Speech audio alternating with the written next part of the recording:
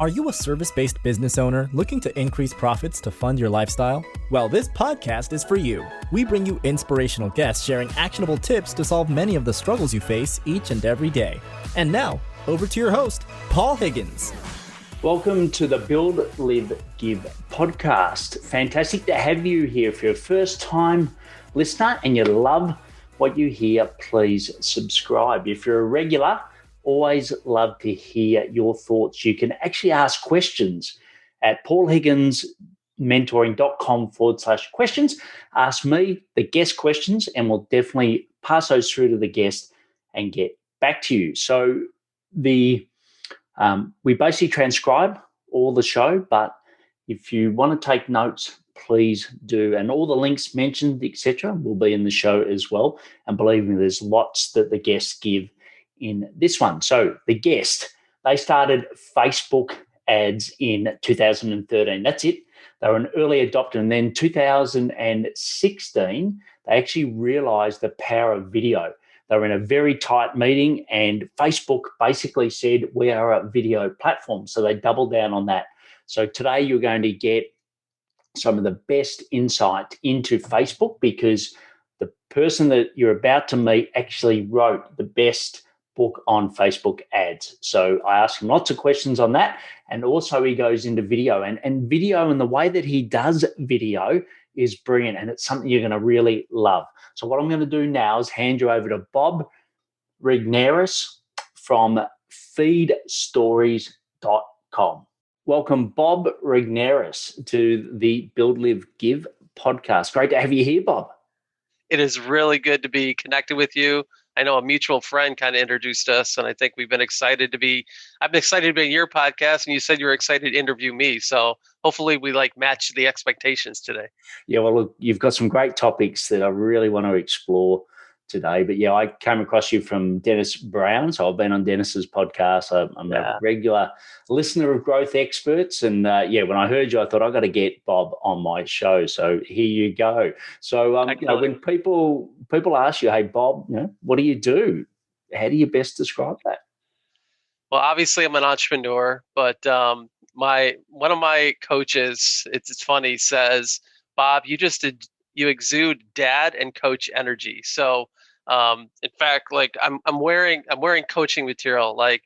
I'm in my 50s now, but I have been coaching basketball since I was 16 years old. So I live out coach. I live out coach on the basketball court, and I live out being a coach in my life.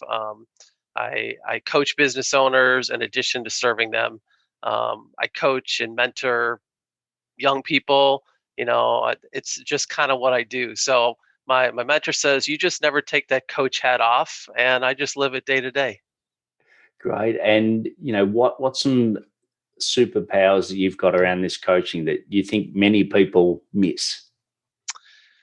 I think a lot of people kind of misconstrue coaching, at least in the business world.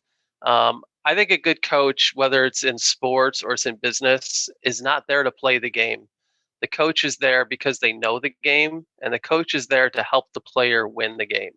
A good coach focuses on fundamentals, focuses on things that can be improved upon.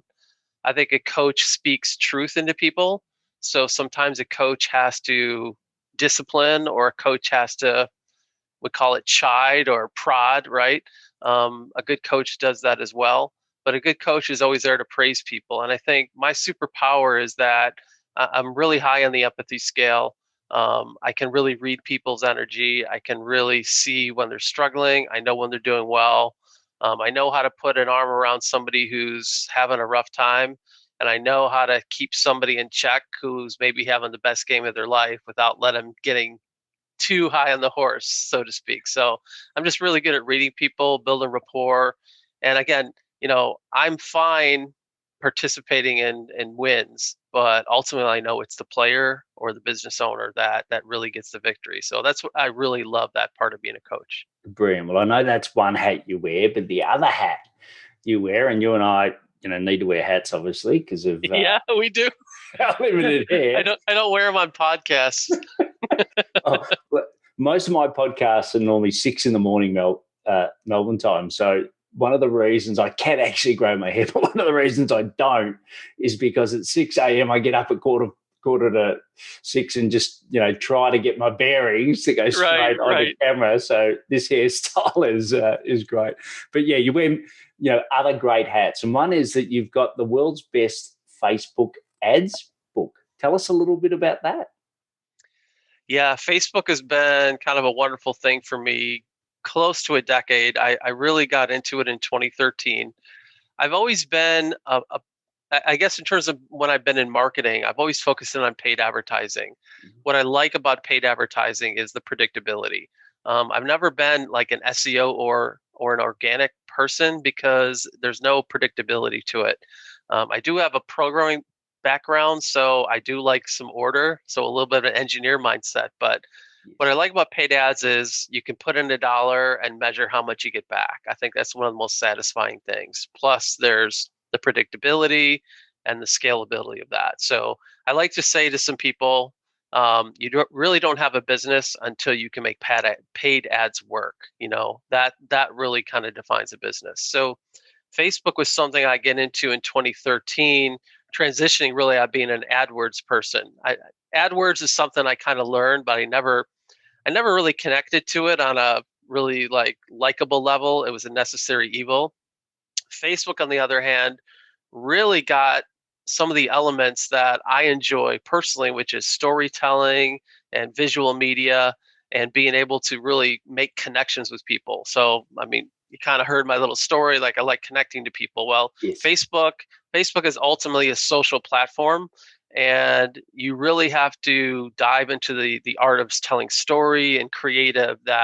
That's how you win. And so I really enjoyed learning that medium and had a lot of success with clients early on. I was fortunate to get my start with 5 clients who had been on my list. I put out an offer and said, hey, I want to do 5 beta clients for Facebook. You're going to get a really good deal from me, and we're going to build your business. And I hit 2 home runs out of those 5, just took off to the stratosphere. One of my clients won Shopify Retailer of the Year in 2014.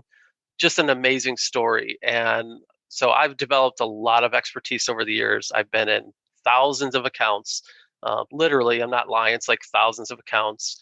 And Perry Marshall, who is a friend of mine, also a mentor, said, hey, we're looking for a new author for the book. The book was last published in 2017, and it was severely out of print at that point, out of date. And so it's a complete rewrite. 90% of the book is brand new material.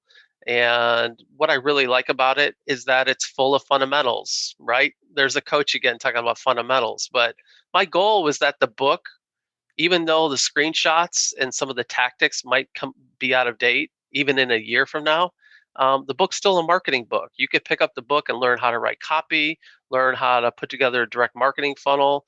I really want that book to be something that sits at people's desk side. And I've been on enough Zoom calls to see where people have picked it up and showed me the book. So I guess mission accomplished. It's really an honor to have people kind of do that. So yeah, I mean, braggadocious. Is it the world's best Facebook book? I think so, based on the amount of time I put into it. So I'm really enjoying it, and the reviews on Amazon have been overwhelmingly positive, and even the negative ones were instructive to me. So yeah, I love the book, and I love that people love the book even more.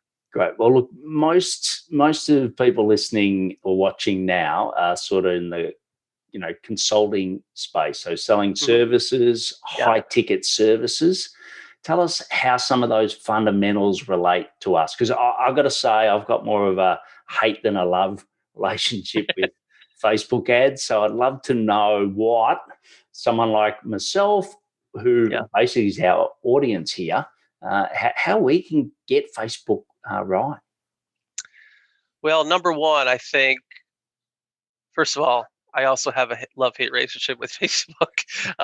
It's a big machine these days, and with anything that grows to the level that Facebook does, there's going to be problems, and a lot of it is learning to kind of fight your way around the landmines, and really leverage the platform. What it's good for.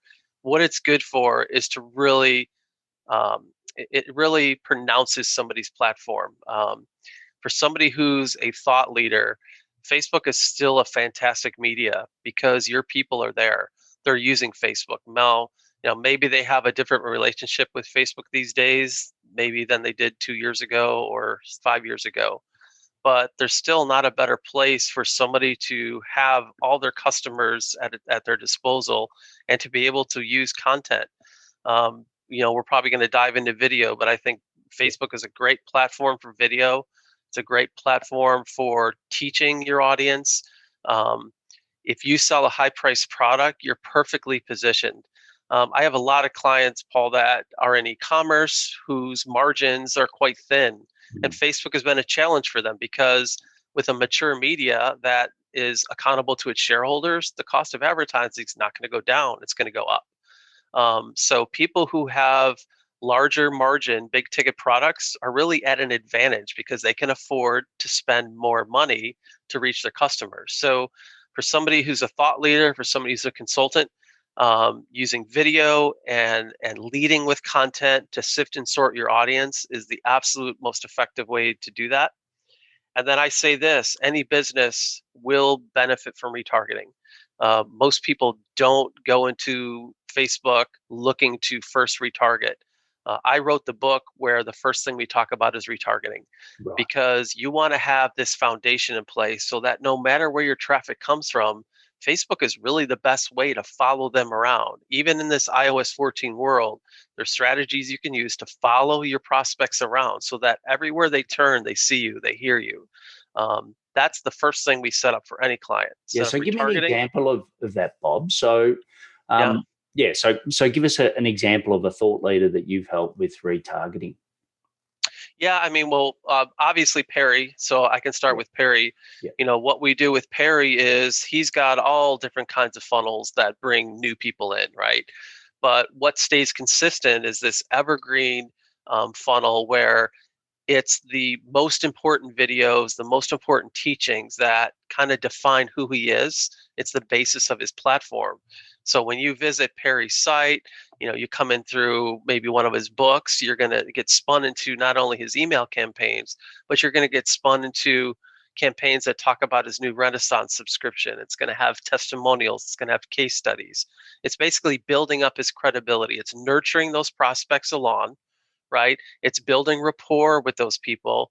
It's building credibility, and it's presenting opportunities for them to do business. Now, we don't necessarily do a lot of hard calls to action. I like to say we give them off ramps to different places. Like we want to use the content to kind of pique their interest. And if it's something they're interested in, we give them that off ramp towards that offer where they can dive deeper and find out about this program or this product. That's a really effective way to do it. We do this not only for thought leaders, SaaS companies could do this. If you have a really great SaaS product, you're going to kind of wow them with something up front that like really hammers the problem that your solution offers. And then, but if you think about the way people evaluate SaaS, there's all these questions. So, you really need to kind of saturate them with demos, with FAQs, with testimonials, with use cases. Those are the types of things that you want to nurture people with. So even if you're a service provider, most of you have coaching programs or consulting programs. There's going to be all kinds of questions people have, like what do you actually teach? What does a program look like? What are you really good at? Are you really good at this stuff? Do you say what you say and what you do? Like that's the type of stuff that you're going to put into a middle of funnel scenario where you're nurturing, you're bringing them along. You had the introduction, and we're going to bring them along. We're going to nurture them, bring them along to the place where they're going to be ready to engage in a sales conversation.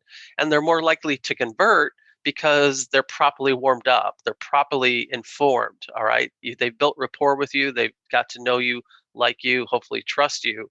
And when you put the sales presentation in front of them, you don't need to overcome all those things. It's already been done for you. So it's really about solving the problem on those sales calls, on those webinars, things like that.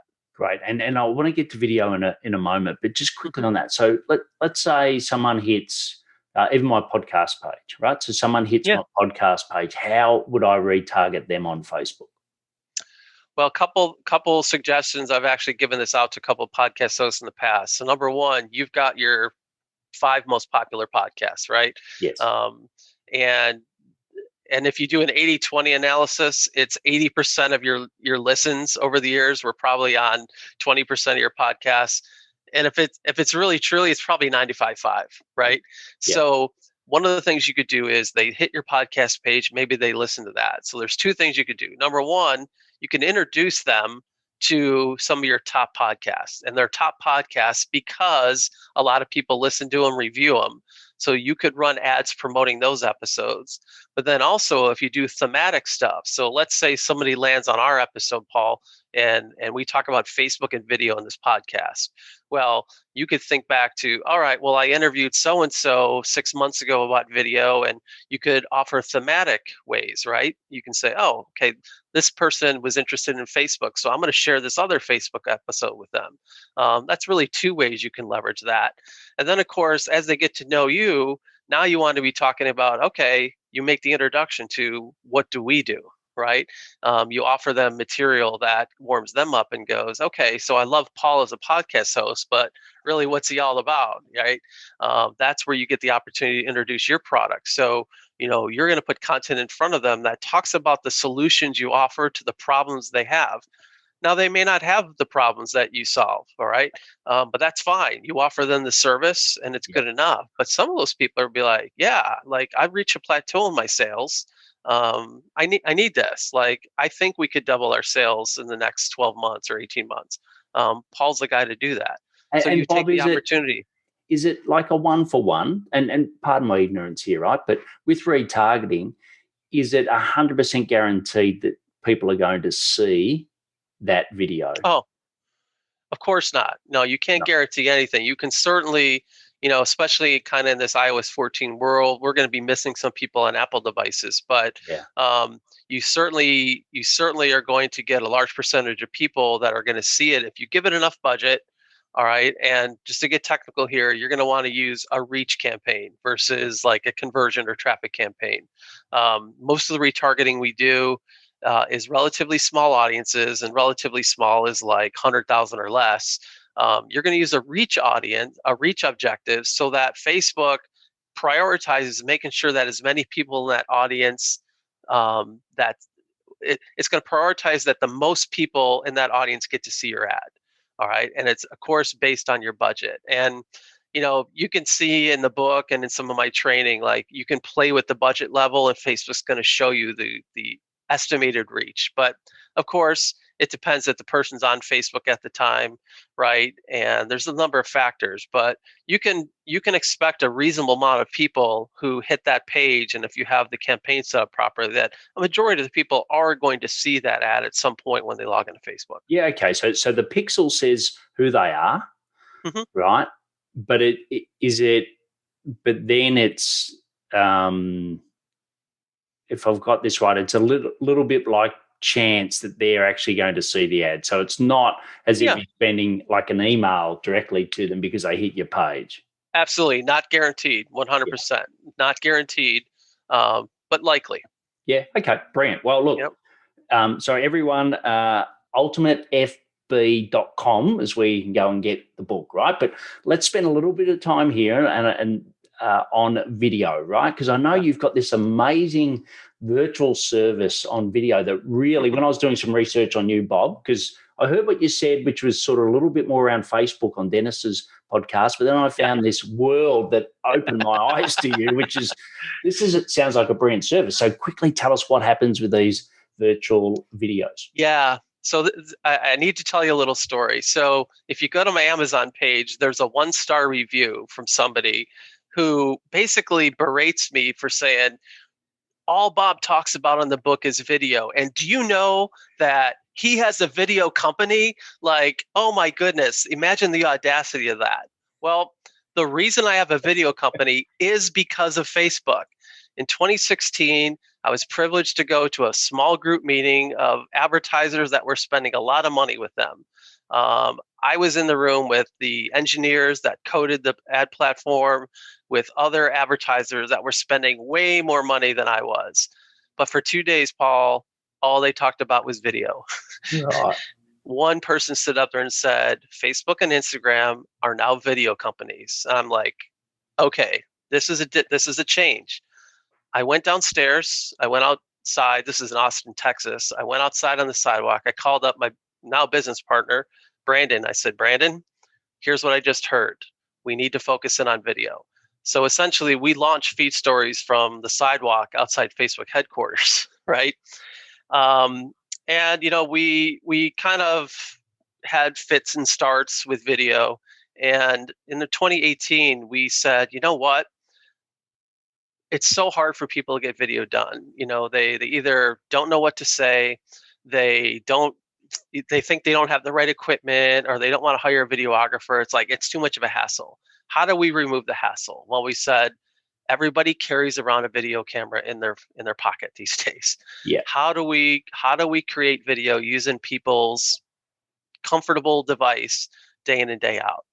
We started outlining an app and said, okay, this is what we would want in an app. And lo and behold, somebody reached out to me who had already developed the technology we were mapping out on the napkin. And we started using this company, became one of their first initial adopters. It's a company out of New York. They just raised another round of capital, like $37 million. But essentially what it allows us to do is the technology is no longer a roadblock for people. Like literally, if you have an iPhone, we can do our magic. Now, the magic, Paul, in video is not how expensive or eloquent your equipment is. It's actually about what you say. Yeah. And our ability as a company is pulling stories out of people. So, Paul, you're very gifted, obviously, at interviewing. We are too.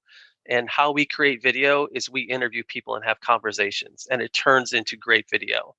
Now, we have a listening ear as copywriters to be able to pull like sales stories out of people, and that's kind of what sets us apart.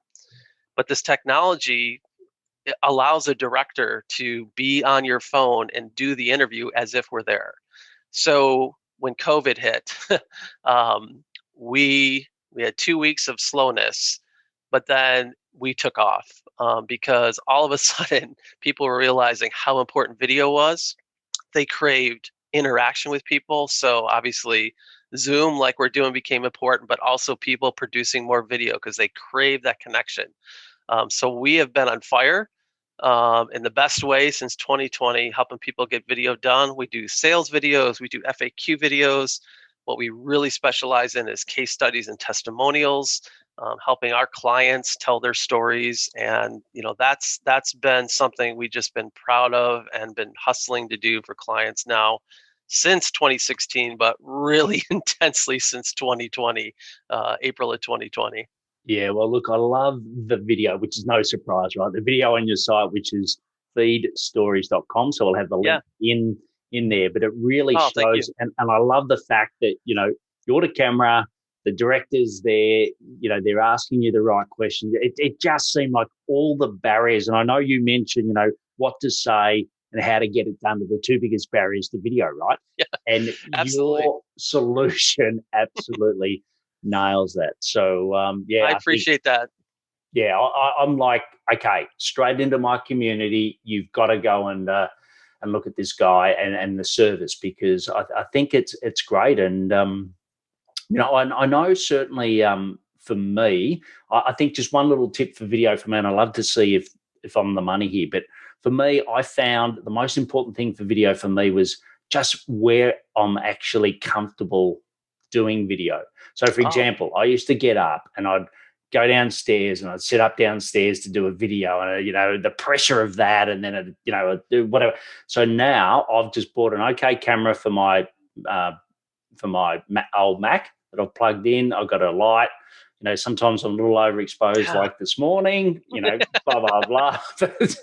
but at least now I feel comfortable to go at any point. Now I'm sitting, but at least I can go at any point. I think that was the big one for me. And what I learned from your video is that you guys do that. You send the lighting, you get people comfortable, and then it's in their environment, and then they record, which I think gets over all of those things. I've got to go to a studio. I've got to be in a certain room. Like, I think COVID has brought us a lot more open to video. What are your thoughts on what I've just said? Well, what COVID has done is a number of things. It's allowed us to be comfortable doing video in environments that maybe we thought that were off limits, like Yes. sitting in my office chair. I could turn my camera here, and like you could see, I got my green screen hanging there. It's not taut right now, all right. But I do a lot of video, obviously, here from my office. Yeah. I think number one is people are more tolerant. It's not about your environment. Like, you want to have good quality video, and when I say good quality video, you can do HD video on any webcam and any phone right now. Okay, that's a given. Anybody can do that.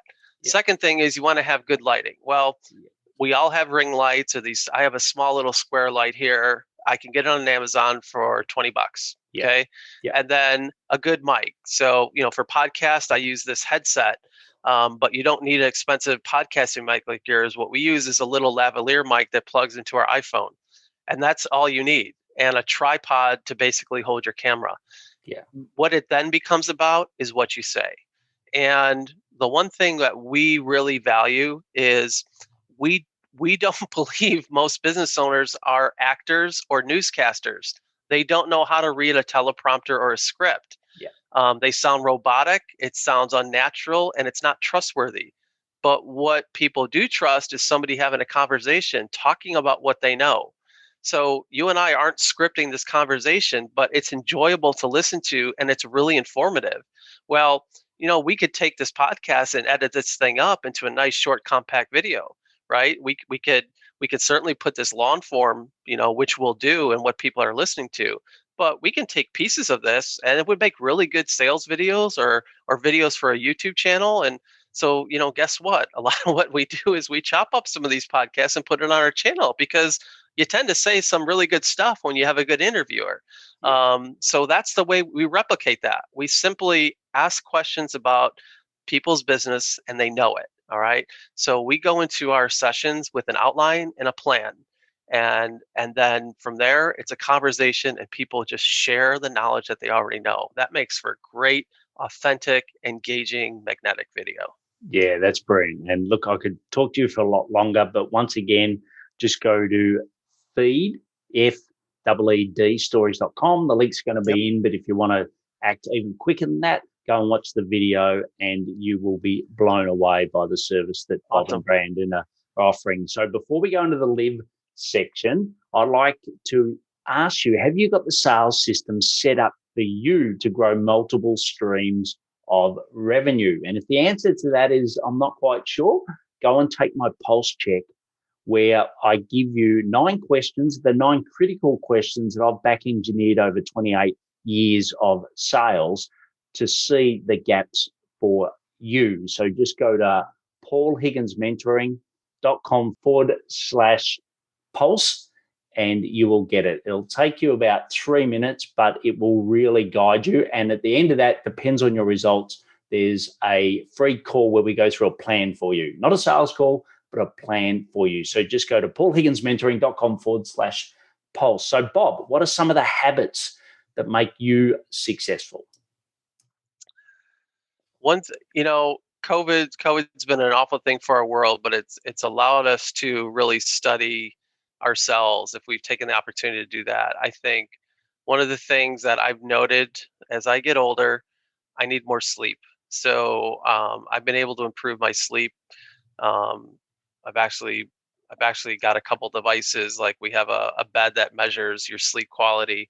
But I'm getting more sleep these days, and the fact that my wife no longer has to get up at 5:30 a.m. to commute into the city gives us about 2 extra hours of sleep every night, and that's wonderful. Walking is a fantastic thing, but journaling and really adhering to kind of being quiet and listening for inspiration is something that I've gotten better at as I gotten older. So those are 2 things that are kind of habits that I've developed during COVID, and maybe were not as good before COVID, that I've continued just to cultivate. Yeah, well, just quickly on that. So I for most of you that have listened, watch all the time, I had a kiddie failure and then had a transplant. And that meant that, I slept too much, right? Like I just couldn't keep awake. Even in corporate meetings, I used to have to put my car keys under my leg to basically try to keep me awake.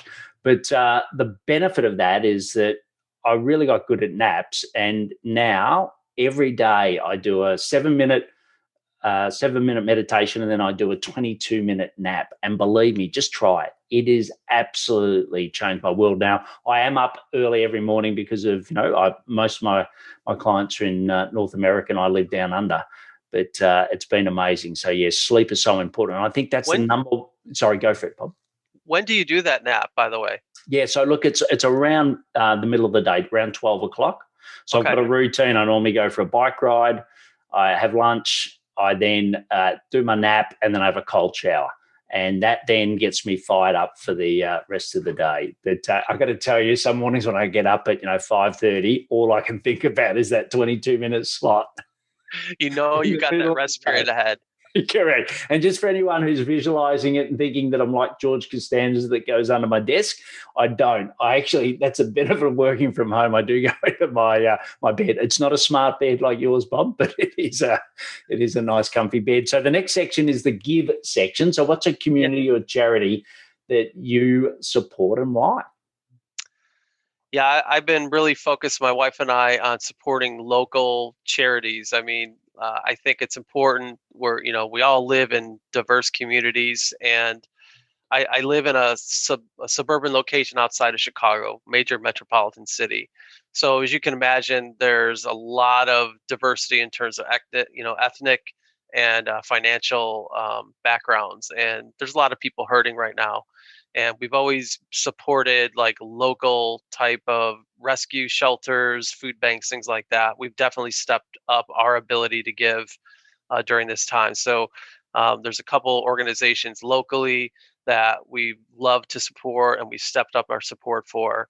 On a national level, we really love to support the Make-A-Wish Foundation because they help kids who are in just awful situations have an experience that kind of makes them forget they're really sick, and the world it helps them believe that the world is a better place for a day or so and gives them hope for the future. So those are ones that I really love to support. Brilliant. And thank you for doing that. So the last section is a rapid fire section where I ask you some questions and get some rapid fire responses. As we said pre-interview, it's a sip of beer, not a whole glass. Yes, Australians love their beer. I don't drink beer, unfortunately, because of my kidney transplant, but let's go with that. So the first one is, what technology is essential for you for running your business?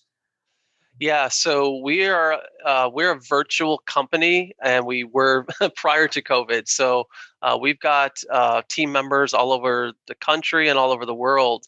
So we need Zoom, and that's a cop out to say during COVID. So the technology we use to keep track of all the projects is Monday.com.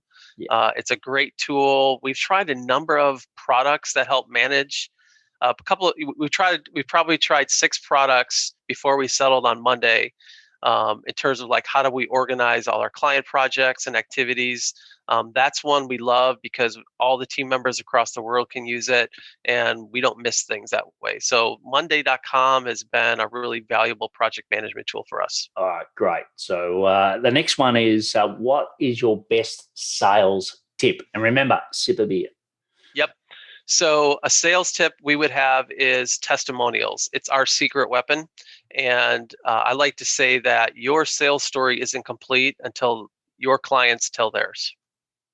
Great. I was a bit worried then. I was thinking, is he talking about me? But I think you're talking to everyone listening. All right. Well, the next question is, what's your best source of new ideas?